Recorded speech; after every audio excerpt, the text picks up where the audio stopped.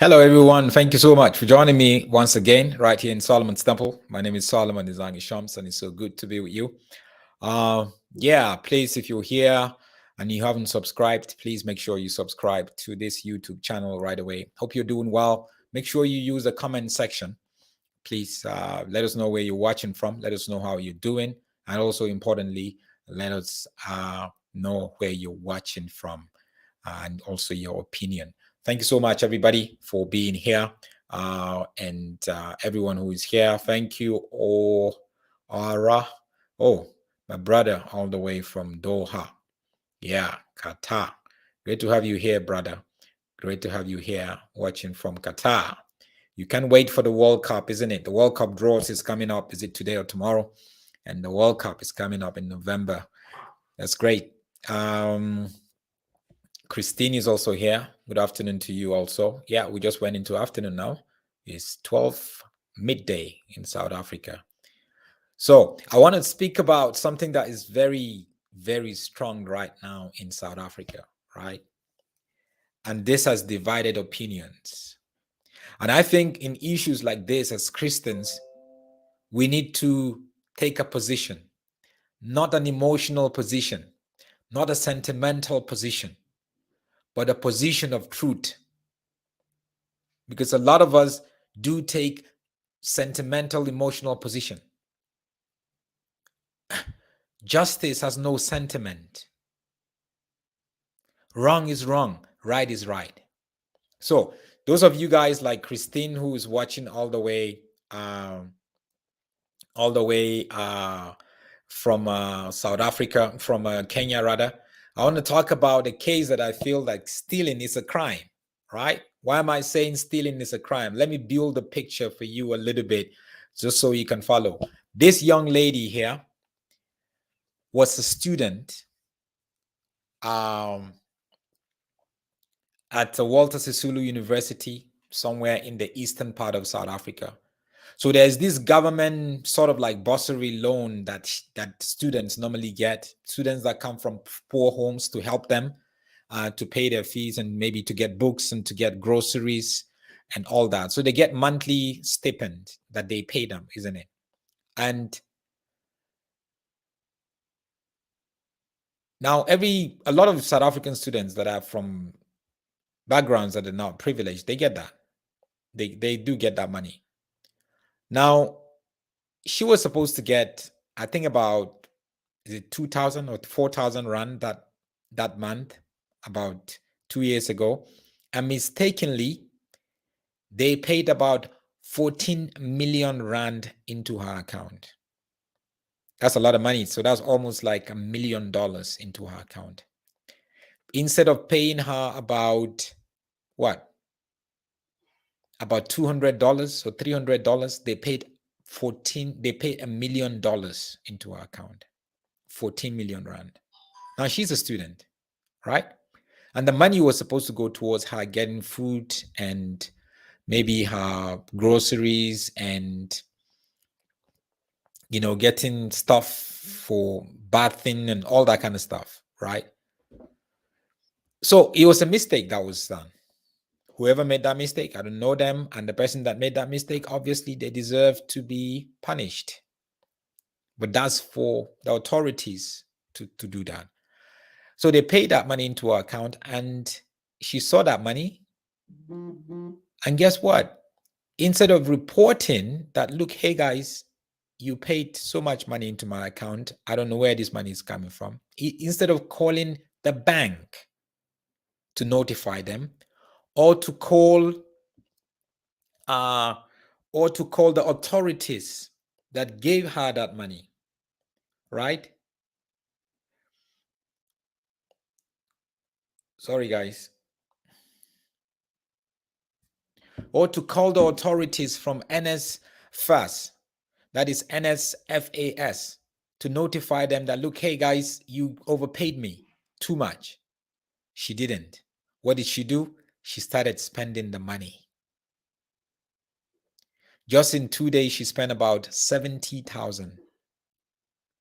By the time they got to her, she had spent close to 1 million rand, 800,000 rand. And guess what she spent it on? She spent it on alcohol, drinking, eating in expensive restaurants, buying wigs, expensive clothes and bags, giving her friends a good time. So obviously she was arrested, and people came out and say, no, that was it's the fault of the person that made the mistake. It's not her fault. Excuse me. You are even a Christian, and I'm surprised that a lot of Christians are even defending the fact that she didn't do anything wrong. So yesterday she was sentenced to 5 years in prison by the judge. And the judge said, I'm sentencing you to 5 years in prison because I need to make an example of you because of how you use the money. You didn't use the money for your basic needs. You used the money for luxurious and extravagant stuff. Clearly money that you know that is not yours. Let me break it down for you. First, if I'm driving on the road and I see a bag of money on the road, does it make me my money? No, it's not my money. Somehow I didn't work for it. Nobody told me they're bringing money. So if I see money in my bank account, does that make me my money? No. Doesn't mean I should go ahead and spend it. No. Matter of fact, a few years ago, a friend of mine in Holland sent me money. He was supposed to send me, I think, 4,000. He was supposed to send me 400 euros, and then they sent me 4,000 euros. He told the bank to send me money, and then they sent me 4. So the bank made a mistake. And I tried to call him and told him, look, hey, the money that you said you're going to send me, this is like too much. What's happening? But before I even called him, a friend of mine, when I told a friend of mine, he was like, no, Solomon, that's just God trying to bless you. God is not going to bless me like that. God is not going to bless me that way. So we're defending this girl, saying that she did not deserve to go to prison. She deserved to go to prison even more than 5 years. We're saying that they should have given her a suspended sentence. That wouldn't be a good example. Other people who would get the opportunity to do the same crime will do the same thing. People are complaining, how about the ANC, the government, the corrupt politicians? Why are they still roaming about? Please don't mix issues. When you want to talk about corrupt politicians, let's find a day to talk about corrupt politicians. When you want to talk about this girl, Sibongile Mani, that's her name, who stole money. She stole the money. That's what she did, guys. There's no better way for me to tell you. You would say, well, it was the fault of the person who made the mistake and sent the money into her account. Guys, we are Christians. Our integrity should be the most important thing in our lives. I know a lot of Christians who would do the same thing that she did proudly, and you call yourself Christians. So please don't join the conversation of people who are saying, well, it's not her fault. Well, she should have been given a sentence that is not. She is the mother of 2. She has 2 kids. She's 31 now, I think. She has 2 kids. What sort of example is she setting for her kids? Now her kids are going to suffer.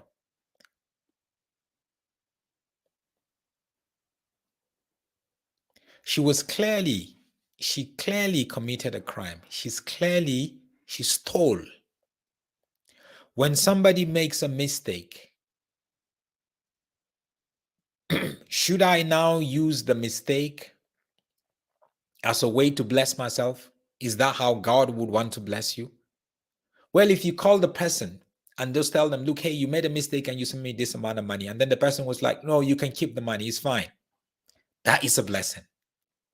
But you have to report the fact that there was a mistake, which she never did. And now we're up in arms.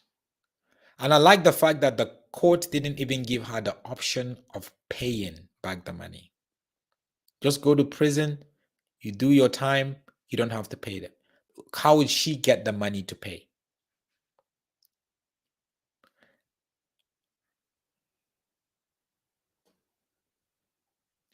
We are setting a wrong example for the next generation, for younger people, if we condone and defend such a crime. We are setting a wrong example. We are saying you can steal, you're not going to go to jail. You can steal, have a good time with stolen money. It's fine. We would blame other people. We're telling people integrity is not important anymore. Honesty is not important anymore. We're telling other people that if you make a mistake, I'm not going to help you correct your mistake. I'm actually going to make it worse for you. That's what we're telling people. And she was sentenced. This is her here. She was sentenced yesterday.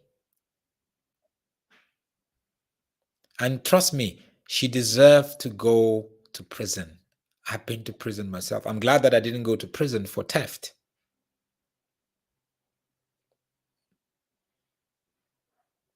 But what she did was wrong. Totally wrong. She spent the money on herself, having a good time. You see this poverty mentality. Having a good time, doing this and buying that and buying stuff that she'd never had in mind. If she had used the money for something solid, maybe buy a house, we could understand. The court will just say, okay, she bought a house. Let's go repossess the house, sell the house, and give her a suspended sentence. At least but there was no way the court could recuperate the money.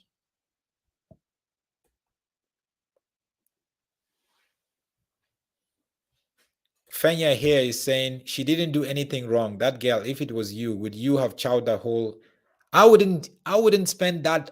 If it was me, I would not spend one dime from that money. I would call the bank immediately.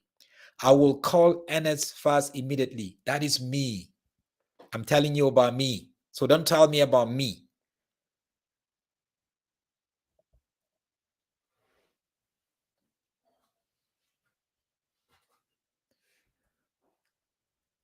A thief is a thief. If you stole, you stole. It's as simple as that.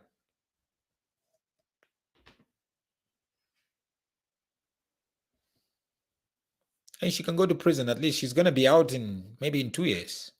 Even less than 2 years, she's going to be out.